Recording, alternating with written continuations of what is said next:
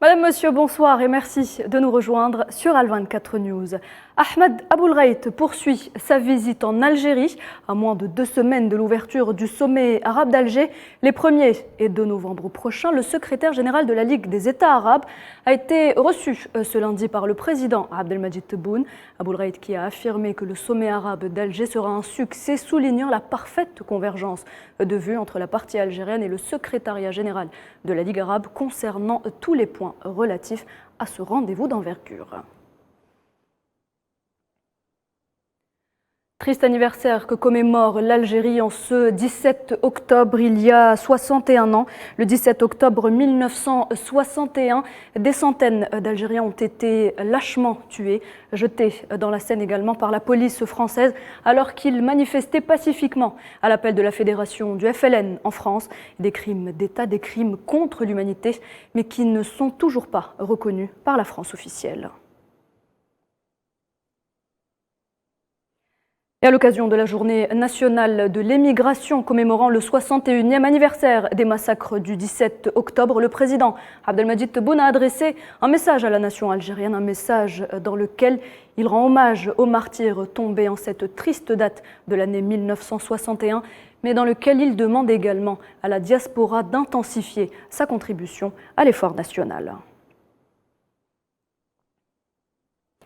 La mission de l'ONU au Mali, la MINUSMA, a annoncé la mort de 2 casques bleus ce lundi. Leur véhicule a sauté sur un engin explosif improvisé lors d'une patrouille de déminage à Tessalit, dans la région de Kidal. 4 soldats ont également été grièvement blessés. Le nouveau président irakien Abdellatif Rachid a pris officiellement ses fonctions ce matin à la tête de l'Irak. Après presque un an de blocage politique marqué par des violences dans le pays, le nouvel homme fort de l'Irak a été, rappelons-le, élu par le Parlement irakien jeudi dernier.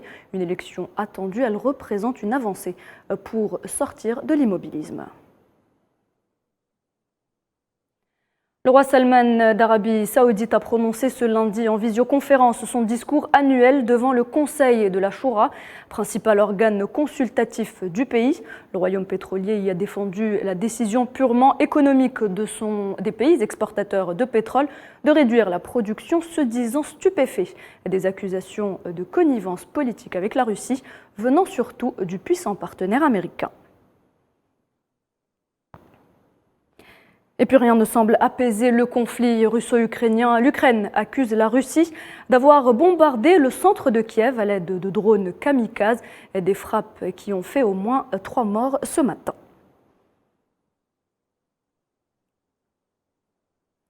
En Suède, le dirigeant conservateur Ulf Kristersson, élu Premier ministre par une majorité absolue au Parlement avec un soutien inédit et influent de l'extrême droite des démocrates de Suède, marquant une nouvelle ère politique pour ce pays nordique. Le chef du parti des modérés a réuni 176 voix pour son élection comme chef du gouvernement. Autre élection présidentielle au Brésil. Cette fois-ci, nous avons pu assister à une joute verbale entre Lula da Silva et Jair Bolsonaro.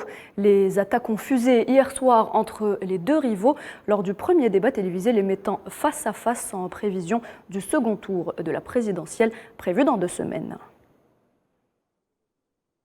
Et à un mois du coup d'envoi du mondial du Qatar, la star du football, Neymar, affronte son passé à Barcelone, où il doit s'expliquer devant la justice pour des malversations présumées lors de son transfert en 2013 de Santos au club catalan.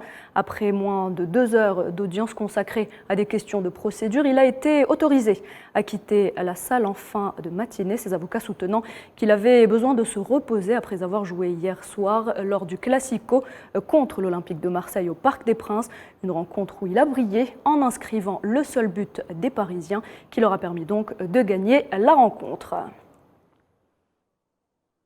Et voilà, c'est la fin de ce point de l'actualité. Merci de l'avoir suivi. Je vous donne rendez-vous à 19 h pour le journal de la rédaction.